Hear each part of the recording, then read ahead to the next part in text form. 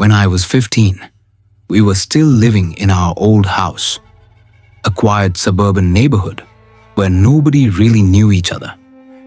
My younger brother, Luke, and I never spoke much with the family next door. They had two teenage boys, Alex and Mason, who kept to themselves.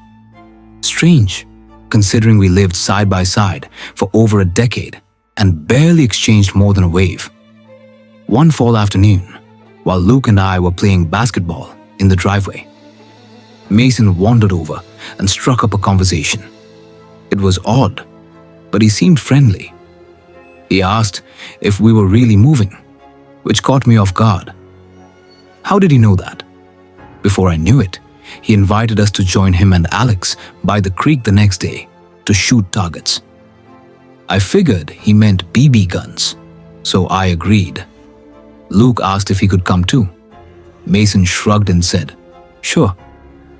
The next evening, right before sunset, the two boys showed up. They were wearing camouflage jackets and carrying a heavy duffel bag. I thought the outfits were a bit overkill, but I didn't say anything. We followed them to a wooded area near the creek. When we got there, Alex yanked a branch off a tree and hurled it into the water. Mason dropped the bag, unzipped it, and pulled out something I wasn't expecting. A real handgun. Then he pulled out another and handed it to me. I froze. "What is this?" "They're real," he said, smiling. "You ever shoot one?" I grabbed the gun from Luke and put them both back in the bag.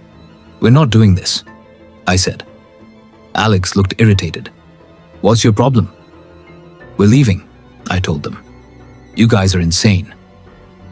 As we walked away, I heard them mutter something.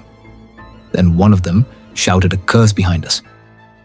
That night at dinner, we told our parents the boys were weird, but we didn't mention the guns. I wish we had. That night, I woke up to cold air blowing on my face. My bedroom window, which I had shut, was wide open, and someone was behind me. I felt something metal press against the back of my head and heard a whisper. "Don't tell anyone." "Not your parents, not mine." It was Mason.